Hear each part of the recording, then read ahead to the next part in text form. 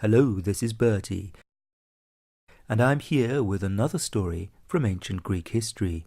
This time I'm going to tell you the story of young Cyrus, based on the writings of Herodotus, the ancient Greek historian. You might think that this tale sounds a little like a fairy tale. The story begins with Astyages, the king of the Medes, who lived in the part of the world that we now call Persia. He had a horrid series of dreams. One of them was slightly rude, but I think kids will appreciate the humour. He dreamt that his daughter peed so much that she drowned the entire kingdom in a vast flood right up to the mountain tops. He spoke to the Magi, who were his high priests, and supposedly skilled in interpreting dreams and telling the future. They warned him that he was in grave danger, because the dream meant that his daughter would give birth to a son who would overthrow him and take over the kingdom. The king decided to marry his daughter off to somebody who was not very important, to try and lessen the likelihood that her son could grow up to be powerful. He chose a prince of the Persians called Cambyses.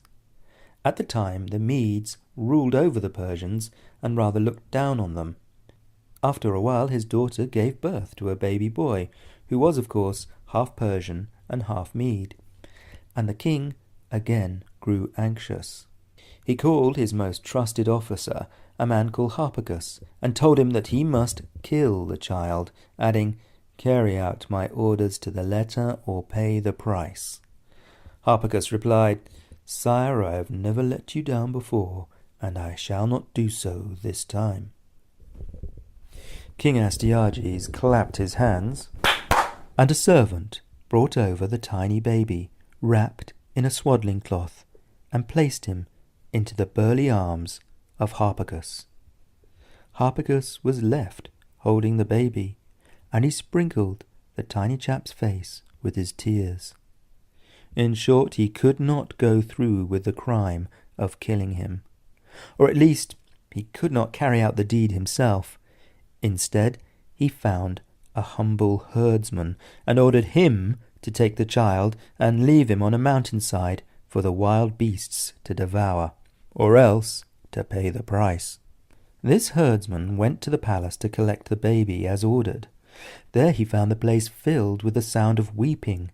The child was wrapped in a richly embroidered cloth with a solid gold clasp. He realized that he had been ordered to murder a young prince. Well, the herdsman took the royal child home to his wife. As it happened, she had recently given birth to a baby who had not lived long. The couple decided to make up for this tragedy by bringing up the young prince as their own. The boy was named Cyrus, and he grew up tall and strong. When he was about 10 years old, he became leader of his friends. In a game, the local children elected him to be their king. He gave orders and organized them into soldiers and farmers. He appointed officials, messengers, and spies. But one boy, the son of a noble, refused to obey Cyrus, the son of a herdsman. Cyrus ordered his soldiers to grab hold of this disobedient subject and give him a sound thrashing, which they did. When the father of this young nobleman heard about his treatment, he was indignant. He went to King Astyages and complained that a young peasant had ordered his son to be beaten. Astyages sent a soldier to fetch the impudent Cyrus. "Did you, a peasant, order this noble young man to be beaten?" he asked. You might have thought that young Cyrus would have been terrified and might have broken down in tears, but that was not how he behaved at all. He stood up straight and said, without a trace of fear, "Yes, sir, I did, and I was within my rights, because the other children elected me as their king, and this boy disobeyed my orders." When Cyrus spoke so boldly, Astyages was astonished, for he recognized something very familiar in this self-assured and courageous young man. What he saw was just a little bit of himself. He realized in that instant who the boy was, his grandson, whom he had ordered to be killed. In a rage he called the boy's father, who was actually his stepfather, and asked him about the birth of the child. The herdsman tried to say that Cyrus was his own true son, born to his wife, but the king was having none of it, and called for the torturer. Immediately the herdsman changed his story and explained how he had saved the young prince. Astyages, in his fury, forgot to punish the herdsman and summoned Harpagus, who, seeing the father and the child, realized that the game was up and also admitted the truth. Now Astyages grew calm. He saw that Cyrus was a fine young boy, a fitting grandson for a king, and he was actually glad that he had survived. He called the Magi, the priests who could interpret dreams and tell the future, and asked them for their opinion. One of them replied, "Sire, you need not worry any more. The prophecy has been fulfilled in a harmless way. Cyrus has become a king in a child's game. There's no reason to believe that he will rise to the throne again. This is what happens sometimes. Fortunes become true in small and insignificant ways."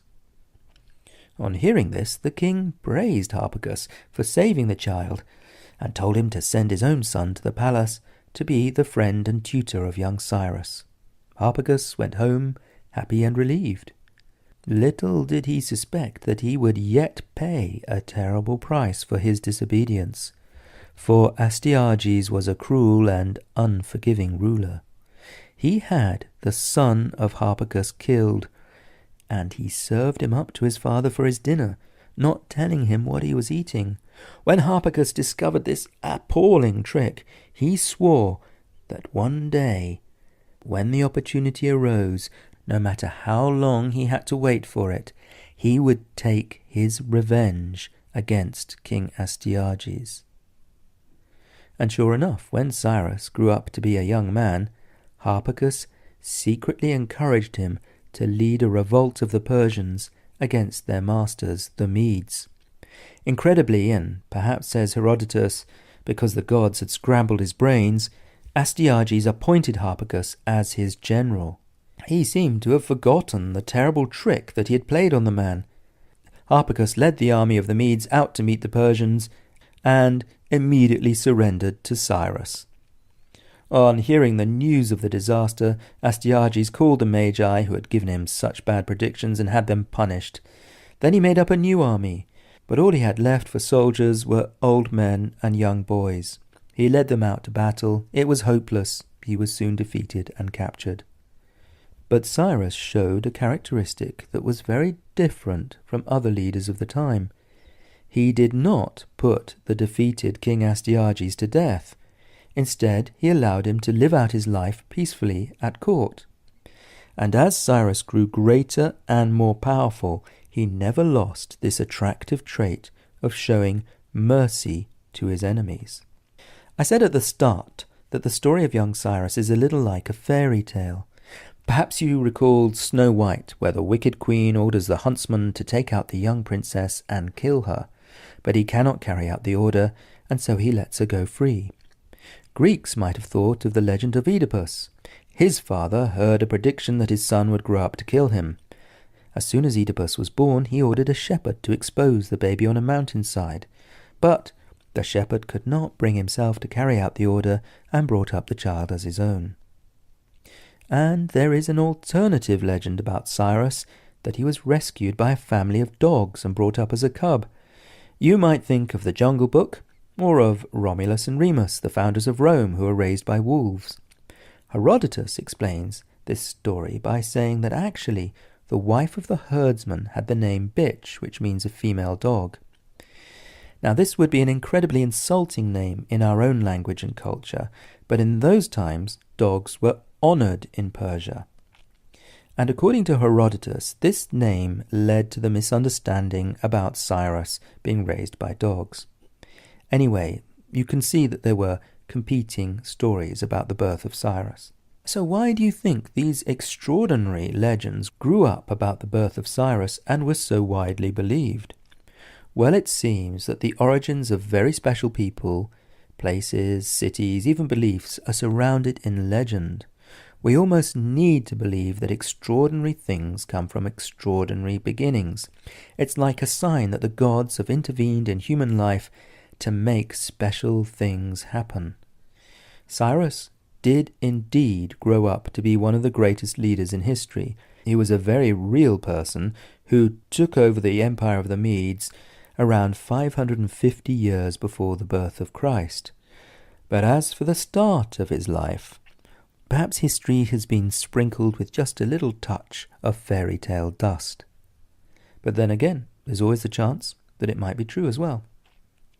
And soon I will tell you about how Cyrus carried out even more historic and extraordinary deeds that are described not just by Herodotus, but in the Bible and in ancient inscriptions, all of which gives us good reason to believe that those stories are actually true.